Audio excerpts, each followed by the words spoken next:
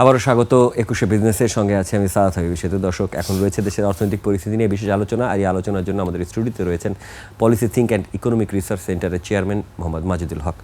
দর্শক, ২১শে বিজনেসের এই অংশটি আপনারা দেখছেন আলোক হেলথ কেয়ার অ্যান্ড হাসপাতালের সৌজন্যে, powered by national agri care group. Majidul Haque, আপনাকে স্বাগত জানাচ্ছি ২১শে বিজনেসের আয়োজনে। একদম প্রায়োগিক আলোচনা আমরা আজকে যেদিকেই কথা বলতে চাই, মানুষ এই মুহূর্তে যারাই টিভি দেখতেছেন তারা আসলে একটা প্রশ্ন নিয়ে ঘুরপাক খাচ্ছেন যে তেলের যে দাম বৃদ্ধি পেয়েছিল সেইটার ব্যাপারে আমরা ২১শে টিভি বহু আগেই আমরা প্রেডিকশন দিয়ে প্যাকেজ দিয়েছিলাম এবং রিপোর্ট দিয়েছিলাম, আপনিও সেখানে কথা বলেছেন যে বাড়াতে হবেই যদি বিশ্ববাজারে জিনিসের দাম বাড়ে। কিন্তু এই যে ডিজেলের দাম বাড়লো ১৫ টাকা, আবার অকটেন পেট্রোলের দাম বাড়লো ১৯ টাকা ২০ টাকা, জরুরি তো আমাদের জন্য ডিজেলটা না। তো এইখানে কি এক ধরনের কাট অ্যান্ড প্রাইস কোনোভাবে অল্টারনেট করে অন্য কিছু করার কোনো সুযোগ ছিল কিনা? হ্যাঁ, দেখেন যে বাংলাদেশের অর্থনীতিতে তো আপনার যে মোট জ্বালানি ব্যবহার হয় তার ৬১ থেকে ৬৩% ডিজেল ব্যবহার করা হয়, তাই না? এবং ডিজেলের সাথে কিন্তু আপনার গণমানুষ জড়িত, গণপরিবহন জড়িত, কৃষি জড়িত, শিল্প জড়িত, বিদ্যুৎ জড়িত। সুতরাং ডিজেলের প্রাইস যেটা করা হয়েছে সেই প্রাইসটা এটা আমার ব্যক্তিগত মতামত, সরকার এই প্রাইসটা মিনিমাল একটা প্রাইস করা দরকার ছিল। এবং যে মনে করেন অকটেন ব্যবহার করছে যে ধনিক শ্রেণীর লোকজন, গাড়িতে অকটেন ব্যবহার করছে, তাই না? সুতরাং উচ্চ আয়ের মানুষ অকটেন ব্যবহার করছে, তাহলে অকটেনের দামটা আরো ১০ টাকা বাড়ালেও এত প্রভাব কিন্তু পড়তো না। আরেকটা বিষয় হলো যে দেখেন যে এই যে দাম বাড়ানো হলো, সেই দাম বাড়ানোর একটা যৌক্তিকতা দরকার ছিল। আমি যদি খুব ভালোভাবে চিন্তা করতাম, গভীরে যে চিন্তা করতাম যে ডিজেল ব্যবহার করছে কারা, কৃষক ব্যবহার করছে, তাই না, গণপরিবহন ব্যবহার করছে, তাই এই বিষয়গুলোকে নিয়ে আমাদের চিন্তা করা উচিত ছিল। এবং যারা উচ্চ আয়ের মানুষ তাদের দামটা আসলে বেশি টাকা দরকার ছিল, অকটেনের দামটা। এটা আমার একটা ব্যক্তিগত মতামত। আরেকটা কথা হলো দেখেন এই যে আজকে জ্বালানির দামটা বাড়লো মধ্যপ্রাচ্যের সংঘাতকে কেন্দ্র করে, এটা যে কোথায় যে থামবে অর্থনৈতিক সংকট এটা কিন্তু বলা যাচ্ছে না।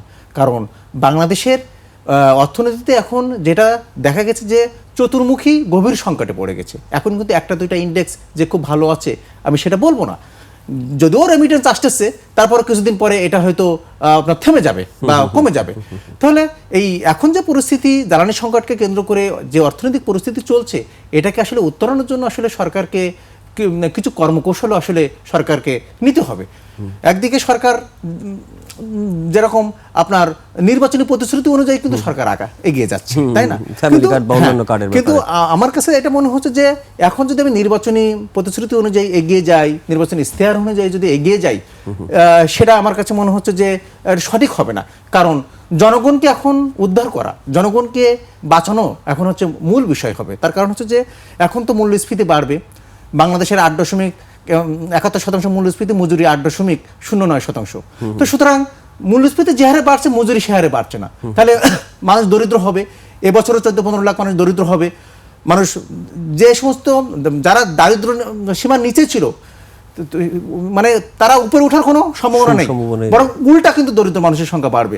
তাহলে এই যে দরিদ্র মানুষের সংখ্যা বেড়ে যাচ্ছে, এই যে বেকার মানুষের সংখ্যা বেড়ে যাচ্ছে, মূল্যস্ফীতি একই সাথে বেড়ে যাচ্ছে, বিনিয়োগ স্থবিরতা চলছে, তাহলে এটা সমাধানটা কি? এখন সরকার যেটা আসলে আমরা দেখছি যে এই সমাধানগুলোর জন্য যেটা দরকার ছিল সেটা হচ্ছে যে এখন অন্তর্বর্তী সরকার যখন ক্ষমতায় ছিল তখন সরকারের ঋণ নেওয়ার হার ছিল 13%, এখন হয়ে গেছে 33%।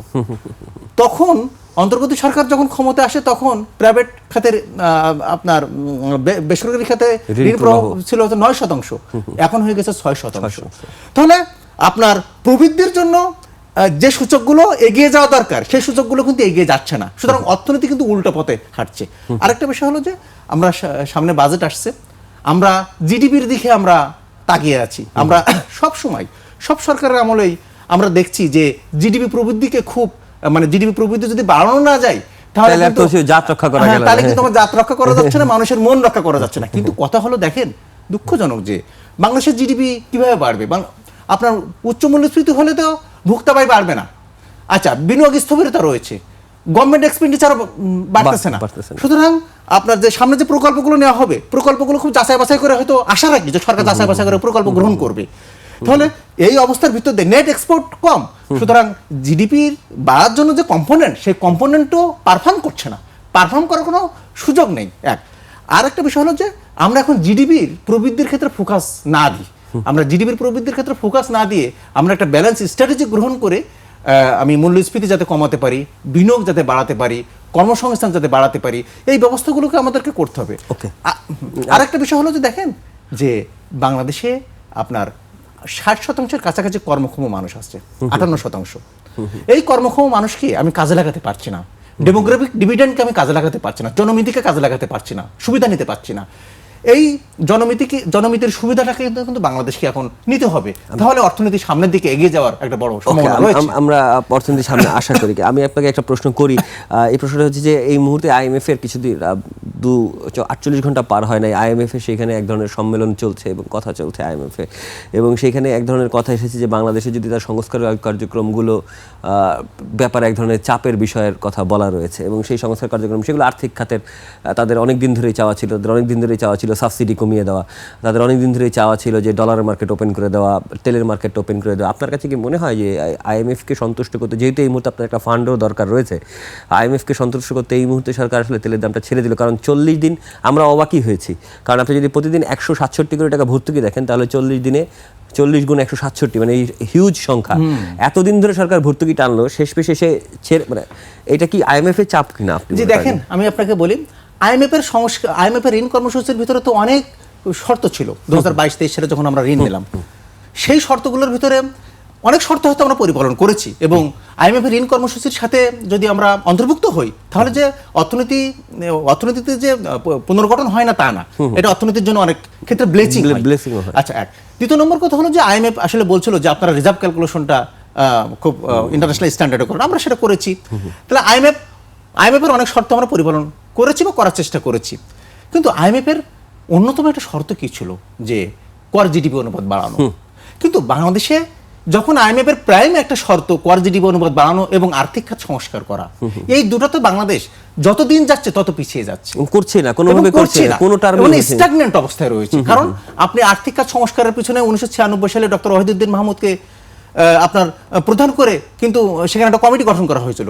ডক্টর ওয়াহিদুদ্দিন মাহমুদ যে পরিকল্পনা উপদেষ্টা ছিলেন, জি ডক্টর ওয়াহিদুদ্দিন মাহমুদ যে সুপারিশগুলো দিয়েছিল, সেই সুপারিশের কিন্তু আপনার 5% কিন্তু কোনো সরকার পরিপালন করে নাই আজকে আর্থিক খাতে।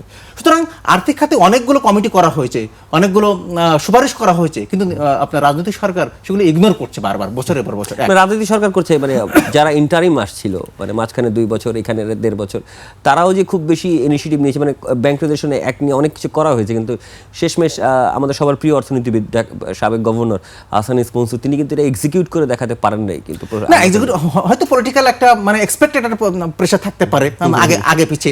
ওনাকে দোষ দিচ্ছি না, আমি বলছি যে মানে ইন্টারিম গভর্নমেন্ট গুলোও তো আসলে শেষমেশ পারে না, হয়তো সময় সংকলন করতে পারে না। তারা দেখলো এটা তো রাজনৈতিক সরকার এসে হয়তো বিল আকারে পাশ করবে, তো অপেক্ষা করছিল।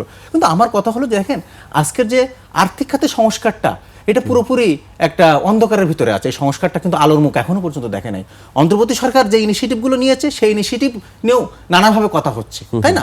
তো সুতরাং এখন রাজনৈতিক সরকারের কি দরকার ছিল যে আপনার যেটা বিল আকারে পাবলিশ করলো, সেখানে বলা উচিত ছিল যে ব্যাংকগুলোকে প্রাইভেট খাতে ছেড়ে দেওয়া হবে। ব্যাংকগুলোকে এটা তো বলার দরকার ছিল না যে ব্যাংকগুলোকে আমি পুরাতন শেয়ার হোল্ডারদের কাছে দিব। কেন? শেয়ার হোল্ডার তো পৃথিবীর যে কোনো জায়গা থেকে আসতে পারে, তাই না? তাহলে এক কথাই বলে দেওয়া উচিত ছিল যে আমি প্রাইভেট খাতে দিব, তাহলে আমার ডিপোজিটারদের কনফিডেন্স বাড়তো। আজকে দেখেন ইসলামী ব্যাংকে আপনার প্যানিক উইথড্রল চলছে। সুতরাং এই সমস্ত আন্দোলন হয়েছে, এই সমস্ত ভুল পদক্ষেপের কারণে কিন্তু আজকে অর্থনীতি কিন্তু আজকে বিপর্যস্ত হয়ে যাচ্ছে, এক। আর দ্বিতীয় নম্বর কথা হলো যে দেখেন যে নির্বাচনী ইস্তাহারে তো সরকার বলেছিল যে যিনি এখন অর্থমন্ত্রী আছেন, তিনি বলেছিলেন, একটা মিটিংয়ে বলেছিলেন যে আমরা ক্ষমতা যাওয়ার পর ব্যাংক এবং আর্থিক প্রতিষ্ঠান বিভাগ বন্ধ করে দিব। এখনো পর্যন্ত 54 বছর স্বাধীনতার 54 বছরে যে আপনার রাষ্ট্র মালিকানাধীন যে ব্যাংকগুলো আছে, সেই ব্যাংকগুলোর নিয়ন্ত্রণ বাংলাদেশ ব্যাংক এখনো নিতে পারে না, তাই না? তো সুতরাং দ্বৈত শাসনে যখন আর্থিক প্রতিষ্ঠান চলে, সুতরাং ওই আর্থিক প্রতিষ্ঠানে কখন সুশাসন নিশ্চিত থাকে না। আর রাজস্ব আহরণের কথা, সেটা তো আরেকটা বিষয়। সেটা হচ্ছে দেখেন, রাজস্ব আহরণের ক্ষেত্রে কম্বোডিয়া ভালো করেছে, ভিয়েতনাম ভালো করেছে, মালয়েশিয়া ভালো করেছে, নেপালও ভালো, নেপালে ভালো, নাইজেরিয়া, দক্ষিণ আফ্রিকার দেশ নাইজেরিয়া, তার কর জিডিপি অনুপাত 13%, বাংলাদেশের 6%। নাইজেরিয়াতে আপনার এফডিআই হচ্ছে যে $75 বিলিয়ন এই মুহূর্তে, বাংলাদেশে $19 বিলিয়ন। তো সুতরাং এবং বাংলাদেশে আমি যদি আপনাকে বলি আর্থিক দুর্নীতি সূচকে গণতন্ত্র সূচকে, এই সমস্ত সূচকগুলো নিয়ে যদি কথা বলি, তাহলে এটা সোমালিয়ার কাছাকাছি বাংলাদেশের এখন অবস্থান। সুতরাং আপনি নিশ্চয়ই বুঝতে পারছেন যে আমি সোমালিয়ার সাথে কেন উদাহরণ দিচ্ছি। আমরা মুখে বারবার বলছি, প্রতিশ্রুতি দিচ্ছি, কিন্তু আসলে আপনার জনবান্ধব যে বিষয়গুলো, সেই বিষয়গুলোকে আমরা এখনো পর্যন্ত আমরা গুরুত্ব আরোপ করছি না। আর রাজস্ব আহরণের ক্ষেত্রে যে মুহূর্তে আপনার রাজস্ব আহরণ বাড়াতে হবে, এটা IMF এর একটা প্রাইম কন্ডিশন ছিল, প্রধান শর্ত। আমরা রাজস্ব আহরণ বাড়াতে পারছি না। IMF বারবার বলছে যে এই মুহূর্তে বাংলাদেশের 15% কর জিডিপি অনুপাত দরকার, আছে 6%, 6.5%। তাহলে এই মুহূর্তে কি হলো, সরকার যে রাজস্ব নীতি বিভাগ এবং রাজস্ব ব্যবস্থাপনা বিভাগ সেটা বিল আকারে কিন্তু পাশ করে নাই, তাই না? তাহলে আমি যখনই দেখছি যা IMF এর কন্ডিশন রয়েছে, আমি যে কর্মসূচিগুলো গ্রহণ করছি এগুলো সাবসিডি ভিত্তিক কর্মসূচি, তাই না? কৃষক কার্ড বলেন, প্রবাসী কার্ড বলেন, বিভিন্ন ধরনের কার্ড যে আমরা চালু করতে যাচ্ছি, এগুলো তো সাবসিডি ভিত্তিক। তাহলে সাবসিডি ভিত্তিক যে আমার খরচ, আমার আয়টা কোথা থেকে আসবে? আমি কি সারা জীবন কি আমি ঋণ নিয়ে চলবো? না, আমি তো ঋণ নির্ভর অর্থনীতিতে পরিণত হয়েছি। আমার তো এই 5 বছরেই $26 বিলিয়ন ঋণ পরিশোধ করতে হবে, যেটা স্বাধীনতার পরে বাংলাদেশে পর্যন্ত পরিশোধ করেছে $40 বিলিয়ন। তাহলে 50 বছরে $40 বিলিয়ন, আমার 5 বছর পরিশোধ করতে হবে আমার $26 বিলিয়ন। তাহলে সরকারের তো অনেক চ্যালেঞ্জ রয়েছে। তাহলে আমি রাজস্ব আয় যদি বাড়াতে সক্ষমতা অর্জন না করি, তাহলে এই ভুল সিদ্ধান্ত আমি কেন নিচ্ছি? তাহলে IMF এর শর্ত অনুযায়ী আমি সাবসিডি উঠাই দিই, আমি তেলের দাম বাড়াচ্ছি, আমি জ্বালানির দাম বাড়াচ্ছি, গ্যাসের দাম বাড়াচ্ছি, বিদ্যুতের দাম বাড়াচ্ছি, এটা তো সাধারণ মানুষের দুর্ভোগ বাড়ছে, এটা তো মূল্যস্ফীতি, মানে মূল্যস্ফীতির সাথে এটা চলছে, আর সাধারণ মানুষের জীবনমান তো নেমে যাচ্ছে। তাহলে আমি আজকে দেশে দেখেন যে টোটাল জাতীয় আয়ের 40%, জাতীয় আয়ের 40% 10% মানুষের হাতে। তাহলে আয় বৈষম্য একটা অনেক বড় বিষয় হয়ে দাঁড়িয়েছে অর্থনীতি। আমরা এই বিষয়গুলো নিয়ে অর্থনীতির আরো গভীরে যাওয়ার চেষ্টা করবো। আমরা যথেষ্ট, আমার মনে হয় ভিতরে যে সমস্যাটা নিয়ে আলোচনা করছি, এই আলোচনা আরো চলবে। তবে সময় হলো একটা ছোট্ট বিরতি নিয়ে, ফিরবো একটু পরে, ততক্ষণ নিশ্চয়ই সঙ্গে থাকবেন। দর্শক, বিরতির আগে দেশের অর্থনৈতিক পরিস্থিতি নিয়ে কথা বলছিলাম policy think and economic research সেন্টারের চেয়ারম্যান মোহাম্মদ মাজিদুল হকের সঙ্গে। প্রিয় দর্শক, 21 বিজনেসের এই অংশটি আপনারা দেখছেন আলোক হেলথ কেয়ার অ্যান্ড হাসপাতালের সৌজন্যে, powered by national agri care group. Doctor Majidul Haque, আমরা আবারও আলোচনায় ফিরছি।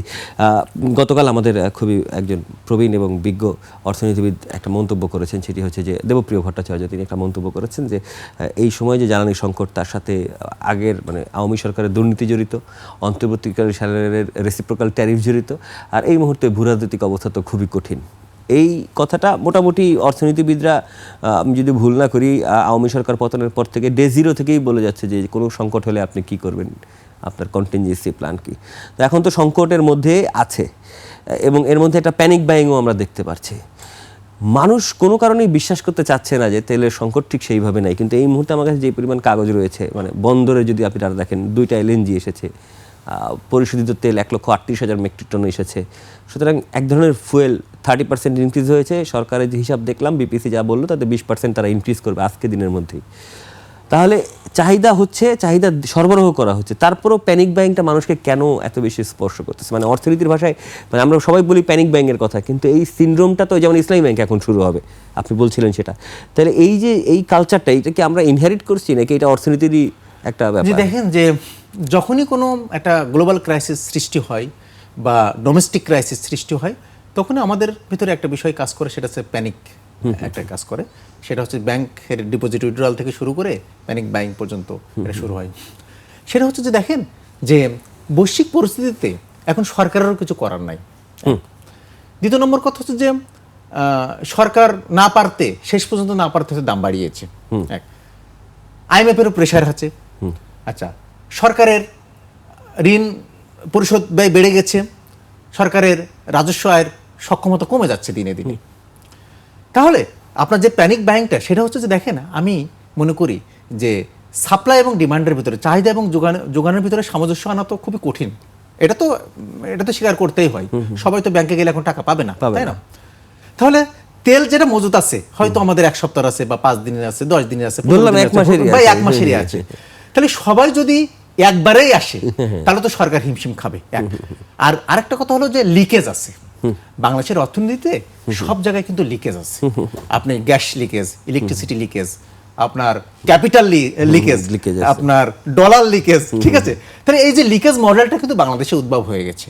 এটা 1 দশক ধরে লিকেজ মডেল উদ্ভব হয়ে এত পরিমাণে এটা দ্রুত এটা এগিয়ে আসছে, এটা কল্পনা করা যায় না। সুতরাং এই যে সিস্টেম লস এবং লিকেজ এবং প্যানিক বাইং, এই জিনিসগুলো আমাদের অর্থনীতিতে একসাথেই কাজ করে, অলওয়েজ কাজ করবে। এবং এই মানে বিগত যে ট্রেন্ডগুলো আমরা দেখছি এবং সামনের দিনে ট্রেন্ড আরো বেড়ে যাবে। আরেকটা হচ্ছে দেখেন, ভূ রাজনীতি একটা বাংলাদেশ অনেক পরীক্ষার ভিতরে আছে।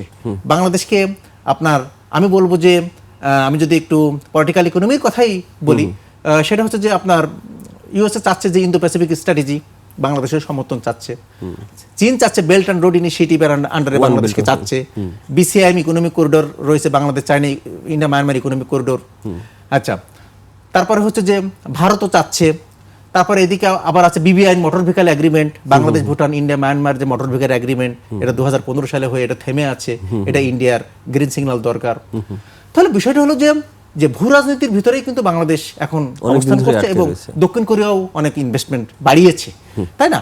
জাপানের ইনভেস্টমেন্ট তো স্বাধীনতার পর থেকেই আছে। তাহলে আমাদের বিষয়টা হলো যে ভূ রাজনীতির একটা অংশ হিসেবে এখন পড়ে গেছে একটা প্রকল্প, সেই প্রকল্প হচ্ছে বিগ বি প্রকল্প। এটা মহেশখালী এই প্রকল্পটা, বে of Bengal industrial growth belt. এই বিগ বি প্রকল্প যেহেতু এটা জাপানের নেওয়া প্রকল্প, জাপান ফাইন্যান্স করতেছে, চীন এটা আবার চাচ্ছে না, তাই না? সুতরাং এই বিগ বি প্রকল্প যদি আজকে বাস্তবায়ন হয়, তাহলে আমার রিজনাল কানেক্টিভিটি বাড়বে। মায়ানমারকে করিডোর হিসেবে ব্যবহার করে আমি পূর্ব এশিয়ার সাথে যোগাযোগ বাড়াতে পারবো, মধ্য এশিয়ার সাথে যোগাযোগ বাড়াতে পারবো। কিন্তু এই বিগ বি প্রকল্পটা হয়ে গেছে এটা ভূ রাজনীতির শিকার হয়ে গেছে। অনেক প্রকল্পের ভিতরে বিগ বি প্রকল্প এখন আলোচিত। আরেকটা হলো যে দেখেন, বিগ বি প্রকল্প যদি বাস্তবায়ন হয়, তাহলে এটা জ্বালানি হাব হিসেবেই থাকবে। এটা জ্বালানি হাব হিসেবে কিন্তু আসলে ঘোষণা করা হয়েছিল বা বানানো হচ্ছে, এলএনজি টার্মিনাল থেকে শুরু করে। তাহলে বাংলাদেশ যে ভূ রাজনীতির যে একটা মধ্য পড়ছে, সেই মধ্য থেকে কোনোভাবেই বের হতে পারছে না। কূটনৈতিক দক্ষতা বলেন, রাজনৈতিক দক্ষতা বলেন, বা গ্লোবাল সিচুয়েশন বলেন, কোনো কিছু দিয়ে বাংলাদেশ ভূ রাজনীতিকে মানে সফল হতে পারছে না। আরেকটা বিষয় হলো যে দেখেন, বাংলাদেশকে সামনের দিনে যেটা করতে হবে, যে সরকার সামনে বাজেট আসতেছে, জাতীয় বাজেটে আমরা জানলাম যে 9 লাখ কোটি টাকার উপরে বাজেট। রাজস্ব আয় আমাকে করতে হবে 6 লাখ কোটি টাকা, আমার এক্সপেক্টেড, এটা প্রাক্কলন করা হচ্ছে। কিন্তু আমার কথা হলো যে দেখেন, আজকে জাতীয় বাজেটে তো আমার নিব, বার্ষিক উন্নয়ন কর্মসূচি তো আমাকে নিতে হবে 2.5 লাখ কোটি টাকা। হ্যাঁ, এখন বাড়তেও পারে। এখন সরকারের এখন এই মুহূর্তে উচিত হবে যে কর্মসূচিগুলো আমি নিব, যে প্রকল্পগুলো নিব, খুব যাচাই বাছাই করে। সরকার কিন্তু প্রথম একদিকে যেটা হয়েছে, এমপিদের ইচ্ছা পূরণ একটা প্রকল্প ছিল, সেই ইচ্ছা পূরণ প্রকল্পটা কিন্তু বারবার সমালোচিত হয়েছে। আমরা শেষের দিকে রয়েছি। সুতরাং প্রকল্প যাচাই বাছাই, ফাইন্যান্সিং সিদ্ধান্ত, রাজস্ব আহরণের সিদ্ধান্ত সরকারকে খুব মানে সুচারুভাবে করতে হবে। অসংখ্য ধন্যবাদ। একদম বাজেট পর্যন্ত আমরা আসলাম। আরো দুটা প্রশ্ন ছিল, কিন্তু সময় শেষ হয়ে গেছে। আমরা নিশ্চয়ই পরে আবার আপনার কাছ থেকে জেনে নিব কোনো এক সময়। দর্শক, এতক্ষণ দেশের অর্থনৈতিক পরিস্থিতি ও নানা দিক নিয়ে, করণীয় নিয়ে কথা বলছিলাম policy think and economic research সেন্টারের চেয়ারম্যান মোহাম্মদ মাজেদুল হকের সাথে। নিচে একটা বিরতি, ফিরবো দুপুর 2টা 30 মিনিটে 21শে বিজনেসের আয়োজন নিয়ে। নিশ্চয়ই সঙ্গে থাকবেন।